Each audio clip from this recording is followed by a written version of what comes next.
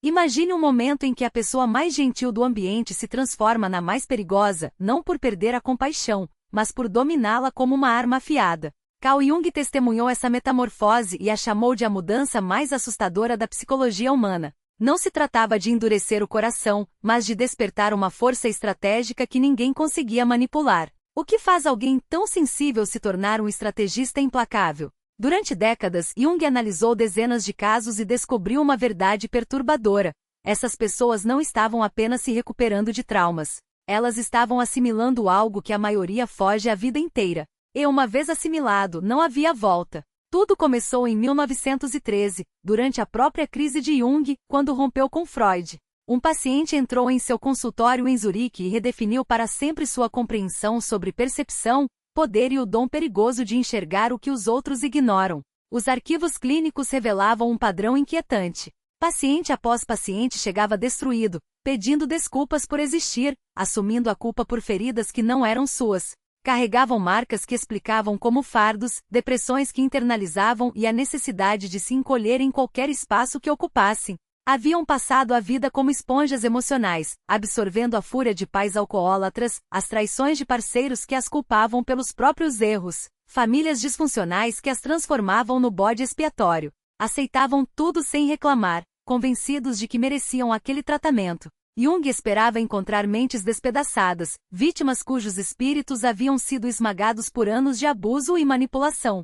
Mas o que descobriu abalou tudo o que acreditava saber sobre empatas. Esses pacientes não haviam sido destruídos pela violência. Eles a haviam estudado com uma precisão cirúrgica. Quando pediu que descrevessem seus relacionamentos, não ouviu divagações confusas de mentes traumatizadas. Recebeu perfis psicológicos tão detalhados que deixariam qualquer analista experiente envergonhado. Eles mantinham registros mentais de todos que os feriram. Não lembranças emocionais, mas dados estratégicos. Conheciam os gatilhos de seus agressores com exatidão milimétrica. Entendiam suas inseguranças melhor do que eles próprios. Mapeavam medos, padrões e pontos fracos com a precisão de um estrategista militar analisando as vulnerabilidades do inimigo. Uma paciente conseguia prever os estados emocionais do marido com 3 dias de antecedência, baseando-se em microexpressões que a maioria nem perceberia. Outro sabia exatamente quais palavras aniquilariam o pai narcisista, após catalogar cada ferida na psique do homem ao longo de 30 anos.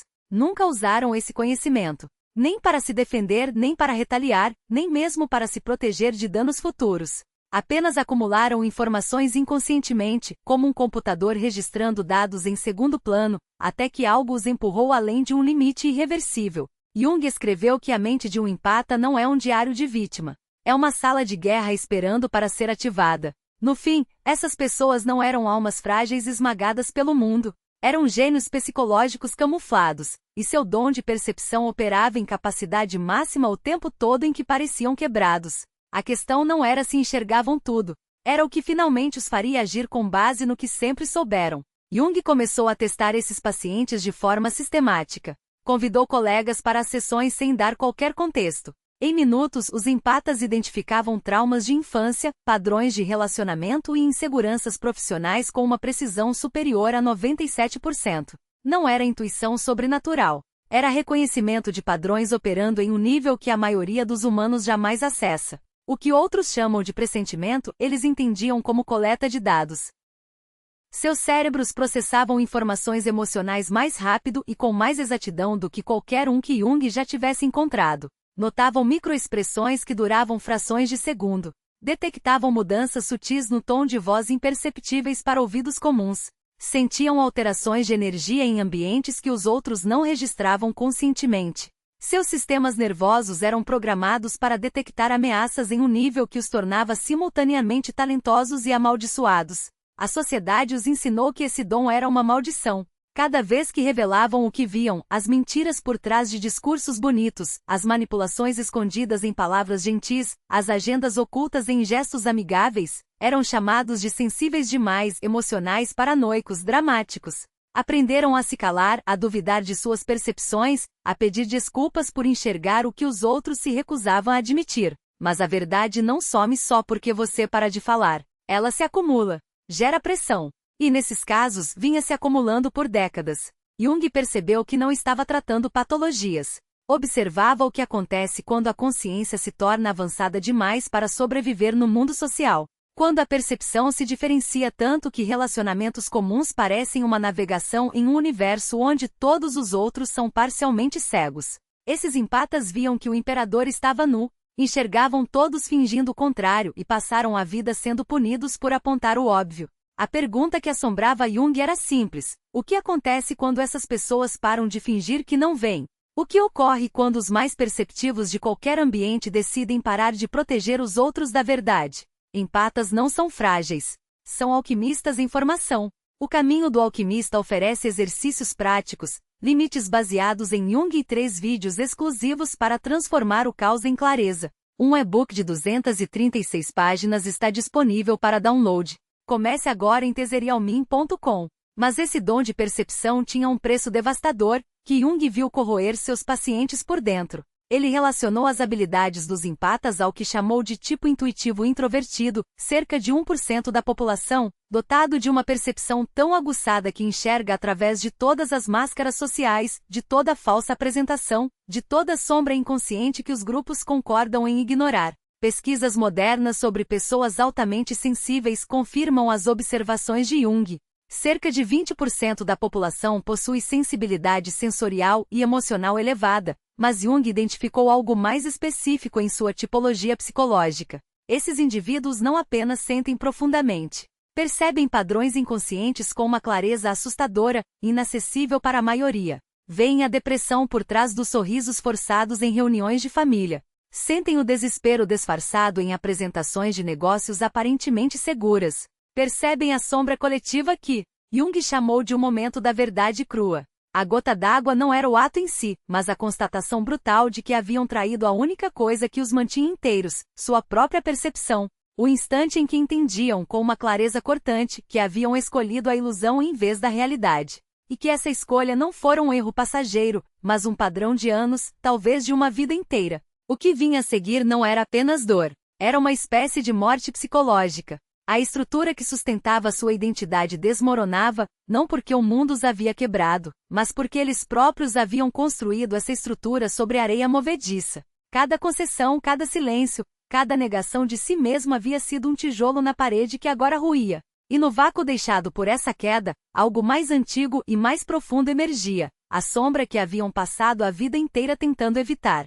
Jung observou que esse colapso não era um fim, mas um portal. A traição externa, por mais devastadora que fosse, não era o verdadeiro inimigo.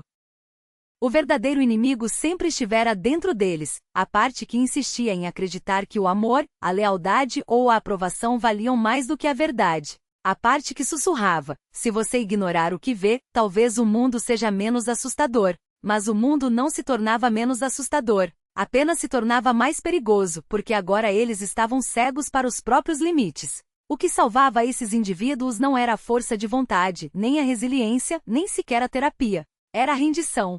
Não uma rendição passiva, mas o tipo de entrega que só acontece quando não há mais nada a perder. Quando a dor de permanecer o mesmo se tornava insuportável, algo neles finalmente dizia: chega. E nesse instante a sombra, aquela mesma que haviam projetado nos outros, que haviam absorvido do coletivo, que haviam tentado sufocar com sorrisos e concessões, deixava de ser um monstro externo. Ela se tornava uma parte deles. Não mais um inimigo a ser combatido, mas um espelho a ser integrado. Jung descreveu esse processo como a noite escura da alma, mas era mais do que isso. Era uma espécie de renascimento às avessas. Em vez de emergirem purificados, emergiam inteiros com todas as partes que haviam tentado negar agora visíveis, palpáveis e inegáveis. A raiva que haviam reprimido, o orgulho que haviam escondido, a crueldade que haviam justificado em outros, tudo isso agora lhes pertencia. E o mais surpreendente? Não os destruía. Pelo contrário, os tornava mais fortes. Porque afinal, o que é a força senão a capacidade de olhar para o próprio abismo e não piscar? O que é a coragem senão a disposição de carregar o peso da verdade, mesmo quando ela queima? Esses indivíduos não se tornavam invulneráveis, isso seria impossível. Mas deixavam de ser vítimas. Deixavam de ser esponjas para as sombras alheias. E pela primeira vez começavam a existir para si mesmos. Jung notou que após essa integração, algo extraordinário acontecia. Eles paravam de ser alvos. Não porque o mundo de repente os entendesse, mas porque deixavam de ser espelhos. Quando você carrega sua própria sombra, as projeções dos outros ricocheteiam em você como flechas em uma armadura. As pessoas ainda tentam culpá-lo, ainda tentam fazê-lo carregar o que não é seu, mas agora você sabe a diferença. E esse conhecimento é uma barreira intransponível. Mas o verdadeiro milagre não era a imunidade. Era a liberdade. A liberdade de finalmente dizer não sem culpa. A liberdade de escolher quem merecia seu tempo, sua energia, sua compaixão. A liberdade de viver em um mundo que insistia em mentiras, mas sem precisar mentir para si mesmo. Jung escreveu que esses indivíduos, após a integração, não se tornavam menos sensíveis. Tornavam-se mais sensíveis, mas de uma maneira completamente diferente.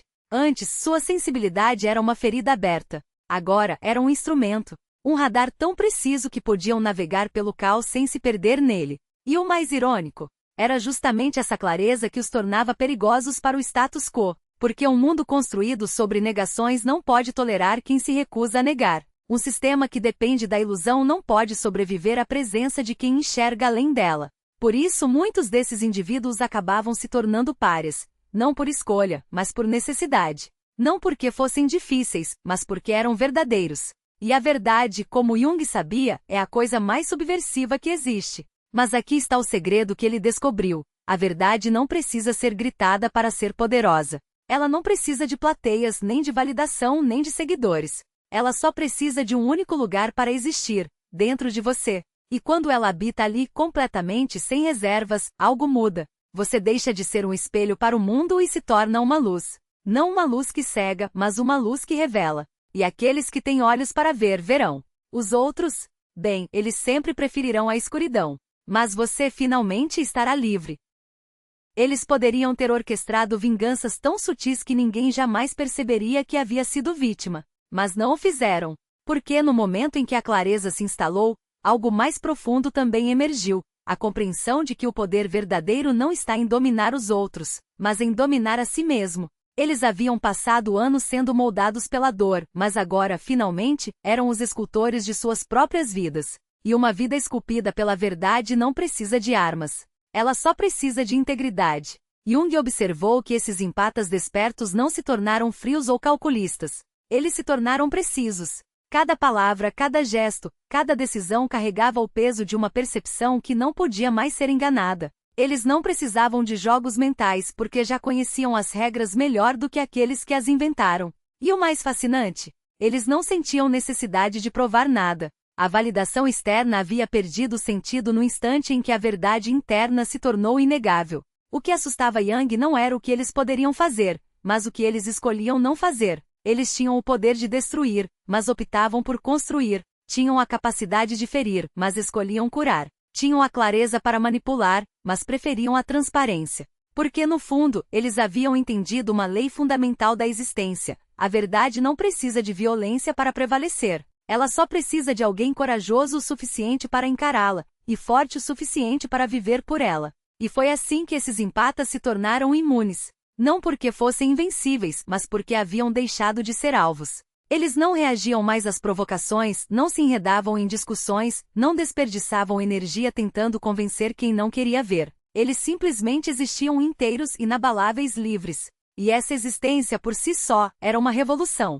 Jung percebeu que o maior medo dos manipuladores não era a raiva nem a vingança, mas a indiferença. Porque uma pessoa que não reage, que não se justifica, que não se debate, é uma pessoa que não pode mais ser controlada. E quando o empata integrado olhava para um predador emocional, não era com ódio nem com medo. Era com uma calma que dizia, sem palavras, eu vejo você, e você não importa mais. Essa era a verdadeira liberdade. Não a ausência de dor, mas a ausência de ilusão. Não a falta de desafios, mas a falta de dúvida. Eles haviam parado de lutar contra o mundo e começado a viver dentro dele, não como vítimas nem como guerreiros, mas como quem finalmente havia encontrado o próprio centro. E de lá, nada podia movê-los. Humanidade para sempre. Ele não era um caso isolado. Era a prova viva de que a integração não era um destino, mas um despertar. E que esse despertar não exigia heroísmo, apenas honestidade. Eles não se tornavam invulneráveis. Tornavam-se inabaláveis. Não porque nada os atingisse, mas porque nada os prendia. A dor ainda chegava como chega a todos. A diferença era que, para eles, ela já não carregava o peso da ilusão. Não era mais uma sentença, mas um sinal, algo a ser observado, compreendido, e então deixado passar, como uma corrente que flui sem arrastar quem a contempla. Eles haviam aprendido a arte de sentir sem afundar, de perceber sem se perder, de testemunhar sem se contaminar. E isso, mais do que qualquer força, era o que os tornava verdadeiramente perigosos para o caos. Porque o caos precisa de reações. Precisa de medo, de raiva, de confusão, de qualquer coisa que o alimente e o mantenha vivo. Mas o que fazer quando alguém olha para você e não oferece nada disso? Quando, em vez de resistir, simplesmente desvia? Quando, em vez de lutar, transcende? O caos não tem resposta para isso. Ele se dissolve, como névoa ao sol, porque sua única arma é a distorção, e a distorção não sobrevive à clareza. Essa clareza não era um domingo. Era uma escolha, renovada a cada instante. Uma escolha de não se deixar enganar pelas próprias projeções, nem pelas dos outros. De não confundir compaixão com sacrifício, nem discernimento com frieza. De entender que amar não significava absorver, e que proteger não significava controlar. Eles haviam descoberto que a verdadeira força não estava em dominar os outros, mas em dominar a si mesmos, e que essa dominação não era uma prisão, mas uma libertação. Eles não precisavam mais provar nada, não ao mundo, não aos outros, nem a si mesmos, porque haviam encontrado algo mais profundo do que a validação, a certeza. A certeza de que sua percepção era real, de que suas fronteiras eram sagradas, de que sua presença era um farol, não porque brilhassem mais, mas porque haviam parado de se esconder na escuridão. E essa certeza por si só era um convite. Um convite para que os outros também parassem de se esconder, porque as pessoas sentiam isso. Sentiam quando estavam diante de alguém que não precisava delas para nada, nem para amor, nem para aprovação, nem para companhia. E paradoxalmente, era justamente essa ausência de necessidade que as fazia se sentir mais seguras do que nunca. Porque ali pela primeira vez não havia jogo. Não havia manipulação, nem expectativa, nem dívida emocional. Havia apenas presença. Uma presença que não exigia, não julgava, não salvava, apenas estava. E era nessa quietude que os outros encontravam espaço para respirar, para se revelar, para ser. Mas essa mesma presença era um espelho implacável para aqueles que viviam de máscaras. Para os manipuladores, os narcisistas, os vampiros emocionais, aqueles que só conseguiam existir na sombra da confusão alheia. Eles sentiam o perigo antes mesmo de entenderem por quê. Era como se, de repente, todas as suas estratégias se tornassem visíveis, todas as suas mentiras transparentes, todas as suas armadilhas inúteis.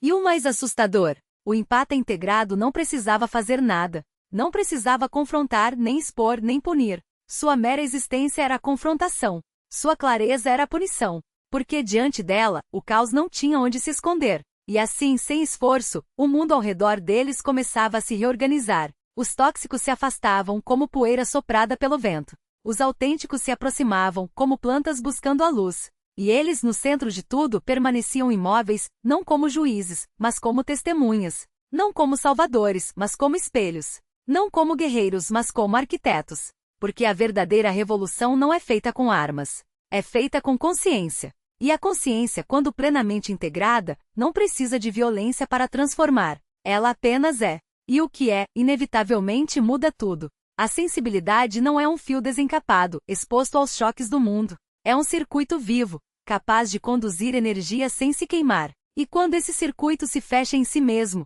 quando aprende a regular sua própria corrente, ele não apenas sobrevive, ele ilumina. Porque o dom não está em sentir mais, mas em sentir melhor. Não está em absorver tudo, mas em escolher o que nutre. Não está em ser um espelho passivo, mas em se tornar um farol, refletindo apenas o que merece ser visto, guiando apenas aqueles que buscam a luz. A verdadeira maestria não é dominar os outros, mas dominar a si mesmo não com rigidez, mas com precisão cirúrgica. Não com frieza, mas com a clareza de quem sabe exatamente onde termina o seu território e começa o dos outros. E esse território não é uma fortaleza erguida contra o mundo, é um jardim, um espaço onde as sementes da percepção são plantadas com intenção, regadas com discernimento, podadas com amor, onde cada emoção que chega é examinada não como um invasor, mas como um visitante, acolhido se traz crescimento, dispensado se traz destruição, porque a integração não é sobre endurecer o coração, é sobre fortalecer as raízes, não é sobre deixar de sentir,